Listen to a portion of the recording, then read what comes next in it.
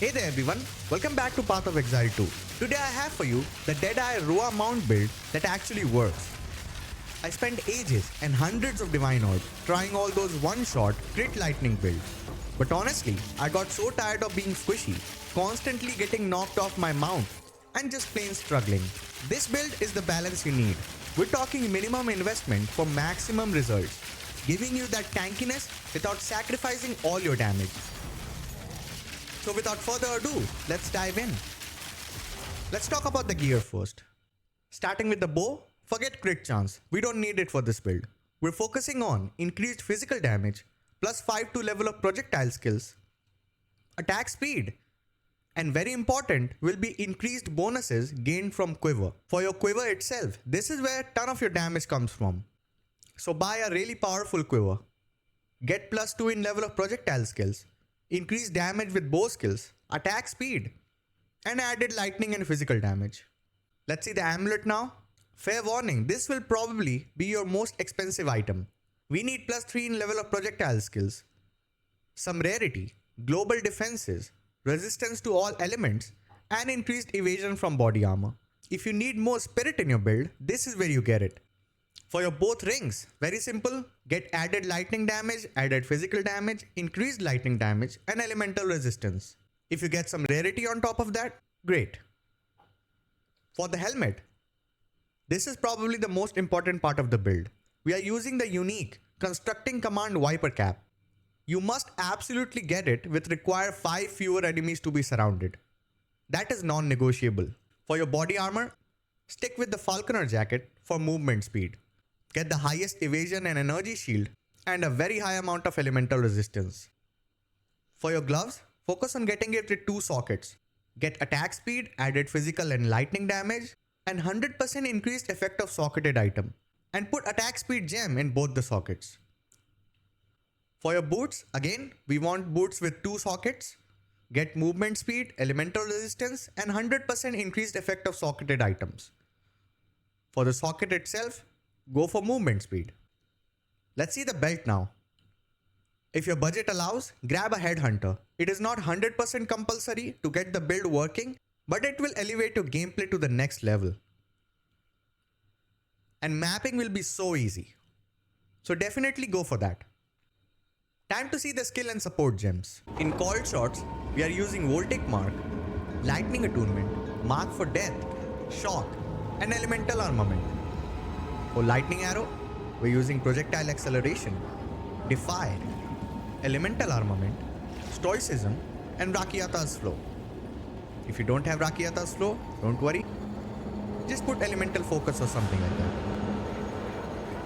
Defy is very important. Let me tell you what it does to the build. Combining Defy with the helmet, we never stop attacking, even if the mana is 0. That's why no need to get any mana leech or anything like that. This will completely solve your mana problems. For Lightning Rod, we're using Defy, Elemental Armament, Deliberation, Concentrated Area, and Projectile Acceleration. For Herald of Thunder, we're using Elemental Focus, Long Shot, Elemental Armament, Lightning Penetration. For Wind Dancer, we're using Maim, Blind, Punch Through, Life Leech, and Knockback.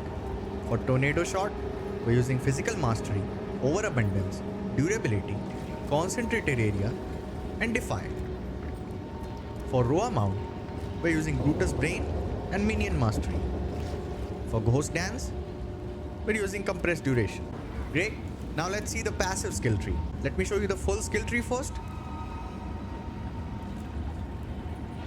I have also put a POE link in the description, so you can copy it easily. Let's see the ascendancy nodes first. We're taking Point Blank, Endless Munitions, Called Shots, and then Gathering Winds. For the skill tree itself, we are focusing on projectile speed, attack speed, and dexterity here. Taking the bonuses gained from Quiver, Master Fletching, Precision Salvo, Escape Velocity. Here we are taking elemental attack damage, Maiming Strike, Acceleration, These nodes here are very important. Thrill of Battle and From Nothing Diamond. So you can allocate passives in radius of Wall Pact.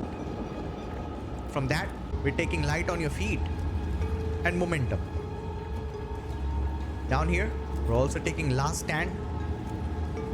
And another very important nodes here. Tactical Retreat, attack damage while surrounded.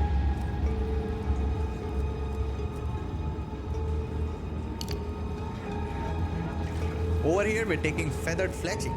This is why I am giving emphasis on projectile speed. Because increases and reduction to projectile speed also apply to damage with those, thus increasing our damage overall. Coming Calamity, Bestial Skin, and Wrapped Quiver. Along with this, we're also taking Stupefy, which will daze the enemies and increase damage against dazed enemies. This is very helpful for bosses. Here we're taking Wildstorm, very important node, and also Kite Runner.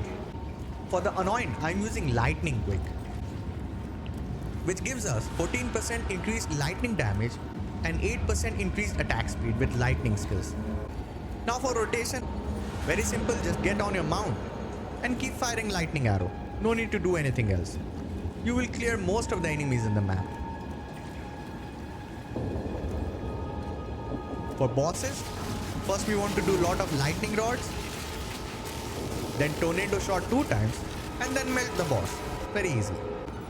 I will say this is the most optimized Deadeye build, which is very easy to make, deal a ton of damage, and a lot of fun to play.